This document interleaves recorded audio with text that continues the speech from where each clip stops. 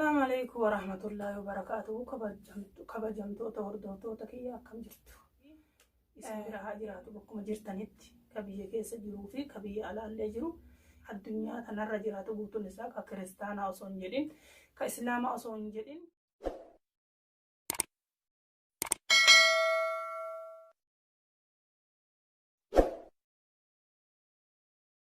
بوتون كيسنو بقى نجا جراتني جد مالي بجنان بؤور جرينيا جتشون نجادا bu'uura jireenyaati jechuun nageenni namni qabaate bobba'ee mana isaatti galaa yoo nagaa qabaate dalagatee mana isaatti galaa yoo nagaa qabaate fayyaa qabaate waa hundaayyuu bira gahaa jechuudha. Kanaafuu baga isin marti keessanuu nagaa jiraattanii isiniin jedha. Har'a ajaa'iba waan ajaa'ibaa akkuma hanaa fi abdiin dhaadataa turan. Haati urjiillee har'a deebitee miidiyaa kanarratti waa'ee akiyyaati fi waa'ee kiyyaa haasoyti maaliif jennaan isin ummanni Oromoo bal'aan naa birmadhaa sheer naa godhaa naa barbaadaa irraa naa fuudhaa jetti abbaa manaa kiyyaa kana. Kanama ajaa'ibsiisu kaa ilmi namaa tokko abbaa manaa jechuun isan mana qaba dubartiin taane fakkeenya intala durbaa takkaayyuu yoo ka heerumtu taate mana abbaa manaa isii jirtii jedhani. Jaarsi tokkos xiqqaatus guddatus eega fuudhee bultii ijaaratee mana isaa keessa jira. Nama mana isaa keessa jiru naa barbaadaa jetti maaliif jennaan gochi kuni gocha hanaan irratti manaa baate. Gocha bultiin shariif irratti diigamtee jechuun ni danda'ama. Kaa diigamuuf homaa nafne rakkoo guddaa jidduu isaanii deemaa jira shariif. Sababni rakkoon kun jidduu keenya seeneef sababa abbaa manaa kiyyaa fi sababa haadha urjiiti jechuudha. Maaliif jennaan haadha urjiititu afaan kaayee mucaa kana jalaa fuudhuu qabdaa namoota dhukkubaanii ciisaa jettee maaliif jennaan dubbii kana keessa mistire yookaan sirritu jira. Maaliif jennaan haati urjii akka abbaan urjiitiif ani fira taaneen beeku abbaan urjii akka isii waan kanarratti nama mormitee hin jenne waan ugguree tureef sababa sanarraa kaka'ee dubbatuu dhiifte anana dhukkuba jettee hanaa fi abdii natti ergitee jechuudha. Hanaan akkuma isin beektan miidiyaa kanarratti baatee natti dhaadataa turte ani waan balleessan qabu maaliif jennaan abbaa manaa heerumanii bultii ijaaratuun tokko maaliif jennaan shari'aan islaamaatis nan daangessine hawaasa birattis waan safuu dalageen qabu an akka mataa kiyyaatti akka yaadutti dogongorri an dalage tokkonuu waan jiru hin qabu. Ani akka mataa kiyyaatti dogongoree sin jedhu waan dogongoree sin qabu maaliif jenna bultii ijaaratuun fedha dullacha harkaan lafarra deemu haa ta'u fedhu daa'ima harkaan daandeen deemu haa ta'u abbaan tokko yoo wal jaalatee bultii ijaarate rakkoo maal qaba maali rakkoon inni qabu akkuma sheekaan roobee jedhee akkuma haati faaxee jettee sheekaan roobee akkuma jedhee bultii tana ifuu sunnatti dalagan malee waan haraamaan qabu jedhee ka dubbate bultii ijaaratuun. Haati faaxeetis akki jettee maal rakkoo qabaa dubartiinuu jaarsa waggaa 80 waggaa 90 heerumti isiin ammoo waggaa 40tti yoo mucaa waggaa 16 heerumte maal rakkoo qabaa jettee dubbatte. Kanarraan kaka'ee kaa sababa abbaa manaa kiyyaa fi ana hindiinaa kanarratti shariifii fi hanaa wal diiganii manni isaanii bultiin isaanii facaatee ilmaan isaa isiitii fi isiin adda baatee jirti. Ammas hanaan nama waan galleef jechuun kiyyamaa seetan. Kama anaanuu walloltee ala jirtu kana kama waallee na godhuu hin dandeenye bara homaallee na godhuu hin dandeettu. Kama waa na godhuu hin dandeenye kana achi baatee naa dhaadatti jechuu akkasin argitan kanatti akkana si godha akkasi dhaadatti. Shariin miskiinni nama gaariidha. Nama dhugaan namallee miidhuu miti. Wanni inni itti irraa dhaabadhu jedhee yeroo duraallee dadhabe hanaa dhaabadhu. Intalti tun bultii ijaaratte malee waan si goote hin qabdu. Namni isiin bultii itti ijaaratte kun yookiin fira keetii miti.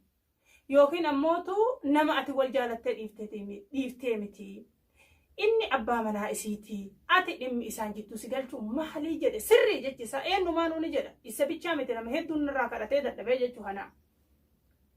Kanaafuu badiin kiyya eessame Oromoo naa argaa. Argaallee koomantiillee naa barreessa. isi warri arrabaalle akkuma beeytanitti natti duulaa isi warri khayrii naa yaaddanillee namni kumni tokko yoo arraba naa koomantii arrabaa naa barreesse namni tokko ammoo jecha khayrii naa barreessaa jechuu. Kanaafuu koomantii teessanis ta duraan dabartes dubbiseetiin ture ta as boodaatis naa barreessaa. Mee eessa badiin kiyya yakki kiyya eessa? Yakki an dalage miidhaan an dalage aniin tun haqa namaan saamne aniin tun naman ajjeefne aniin tun badii dalage takkan qabu hin heerume bultii ijaaradhe akka ilma namaa tokkotti. Bultiin tiyya tuni maaliif bultii mormii taate? Bultii mormii maa taate? Akkuma beektan kaa dhiifamallee narraa ta'a namni tokko tokko bultii keessatti maatiin jaarsaa yookiin maatiin abbaa manaa keetii yookiin maatiin haadha manaa keetii sitti kaanan wanni hagas fokkotaan jirtu. Maatiin akkamitti intala gurbaan fuudhe takka arrabsa akkamitti roorrisa. Haati urjii amma fakkeenna as dura bo'aa turte jechuudha. As fuulduratti baatee mucayyoo tiyya jettee boottee boochistee ijji na badde jettee mucayyoo san isin martinuu deebistu malee jennaan anis ummata Oromootiin addan jiru hawaasa Oromootiin addan jiru. Ati rabbiin sodaattu namni irra guddaan naan jedha rabbi makanaa'uu sodaadhee deebisee jechuudha. Namni narraa humnaan fuudhan jiru. Ammallee maal jettee ati urjii mootummaan ka'ee isii barbaaduun bareedaa miti. Isin naa barbaada anillee ni barbaada. Haga Samiiraa fi mucaa kana addaan baasutti nageenni hin jiru baaraaniin galchaa yoo mallaqa xaayiraarraa irraa kafalee galchuu dhabellee jechuu isiiti. Kanarratti miidhaa guddaan dhufu ta'a ammallee. Akkuma as dura isinii himaa tureen. Akkuma as dura gaafa hanaa fi urjiin natti dhaadattu isinii himaa ture ammallee ifa bahee himaani. Wanni kun hin milkaa'uuf. Gaafa waan kanaan wal qabnee jenne yookiin abbaa urjiitii fi haadha urjiititti akka hanaa fi shariif kana ta'a jechuudha. Gaafa san sababa kan keetitti bultiin namaa hedduun diigamte akkan jenne. Maaliif jennaan an ilma namaa tokkottu yoo rabbiin taane harkas hin kennus hin sodaadhus. Maaliif jennaan haqa kiyya irratti lolee haqa ofirratti eenyu nuuni lola hayti ofii xiqqoo fi guddoon qabdu jechuudha. Nama dooraa lakuma tokko qabuu fi nama dooraa lakuma takka qabuu fi namni dhibba takka qabulleen takka. Maaliif jennaan dhibbi takkittiin isaa sayyoo kahattuun osoo inni argu kiisaa fuutee kiisa isii kahattu taate hin dhiiftu. Hayti xiqqaa fi guddaan qabu. Abbaan manaa kiyya kun haqa kiyya. Fedhu xiqqaas tahaa fedhu guddaas taha. Haqa kiyya jechuudha. Haqa ofii irratti eenyu nama dhiisu. Booda rakkoon ammas duraan dabarte suni deebi'uuf taati. Inni deebiti. Yoo deebiti. Ati gizee hundaa yakka dalaydaa akkanaan hin jenne. Ati gizee hundaa waan fokkataa dalaydaa akkanaan hin jenne. Bultiin xiyyeessa kun bultii namuuti. Waan bultii banii aadamirraa garaagarummaa qabdu hin jirtu. Maaliif jennaan xiqqaatullee abbaan manaa kiyya akkuma dhiirri guddoon dalayduutti dalagee natti fida. Akkuma namni ilmi namaa jiraatutti jiraataa jirra. Jaarsa xiqqaa heerume jedhee karaarra jiraataa hin jirru. Jaarsa xiqqaa heerume jedhee bakka namni dhaabate dhaabatuu hin dadhabne bakkuma ilmi namaa dhaabatu dhaabannee oollaa jechuudha. Akkuma ilmi namaa jiraatutti jiraatanitti jiraatan. Kanaafuu gochi haati urjii amma deemtu abbaa urjiillee tuqe. Maaliif jennaan abbaan urjii Samiiraa waan fira isaa taateef na waliin dhaabatuu didee mucayyoo tiyyata isiin miitellee miidhaa isiin irraan geette kafaluu didee kajettu har'a guyyaa irraa kana. Ani urjii waan miidhallee hin qabu akkuma isin hime akkuma isiillee dubbatte waan miidhas hin qabu. Ani qabeetuma mana kaa'e malee isiin natti dhaadatte jennaan akkuma balaan shariif manaa baaseen oggoramtee natti dhufuu dadhabnaan haati urjii as baatee naa dhaadatte guyyaa irraa haga hanaan chaanaallee hanaa abbaa manaa isii shariifin bira jira. Haati urjii ta duraa waa'ee kanaa dhiiftee ofirraa callistee teettu guyyaa lamaan kana hanaan ol baatee Samiira arrabsuu dhabde jechaaf asin naa baatee jechuu na arrabsuuf na dhaadatuuf haguma yoomitti wallolle qo'amee kan isinii himu haguma yoomitti mucaa kana abbaa manaa kiyya kana ni fuuna jettanii dhaadattan dhuftanii maanarraan fuune yoo dhiirummaa qabaattan yoo gootummaa qabaattan yoo dhuguma gootummaa qabaattan karaa keessaatiin sii barreessa yookiin sii bilbilaa urjii kottu narraa fuudhime mee kotta narraa fuudha. An abbaan manaa kiyya Faaris anaaf inni kabajaa walii qabna. Sababa kabajaa isaa qabuuf jecha warra isaa kana tuquu siin fedhu dhugumatti akkuma rabbi isinitti tuquun fedhu maaliif jennaan hatticha lammichaaf dhabanii jette Oromoon gizee maayimaayitti. Hatticha lammichaaf dhabanii warra jaarsaa tuquun dhuguma fokkataadha. Jaarsi warra jaartii tuquun dhuguma fokkataadha. Wallaalummaa dhallee kun aadaa duubatti hafaadhallee kanaaf jecha irraa of qusadhaan qusannaan isaan irraa of qusadhu kun akkuma sin beektan duraan hanaa fi abdiitu naa dhaadata. Abdii fi hanaan amma manatti deebinaan arra ammoo haati urjii lafaa ol kaatee naa dhaadatu eegalte natti dhaadatu eegalte. Abdiin yeroo hunda jechuudha yeroo haadha urjiiti wal'amnullee haadha urjii akka nama tokkotti kabajaa qabaaf jarana. Yoo inni ammoo ka kabajaan haadha butaatee dhugaan naadha butaate Oromoon akka jette gizee maayimaayitu tisifni qodaa aananii irra gizee taa'u hin heddummaata malee buqqisee dhuguun danda'uu jedhan akkuma sani. An abbaan fedhe yoo kanatti walii galu taate ilma namaa kana takkallee sodaadhu ni kabaja malee.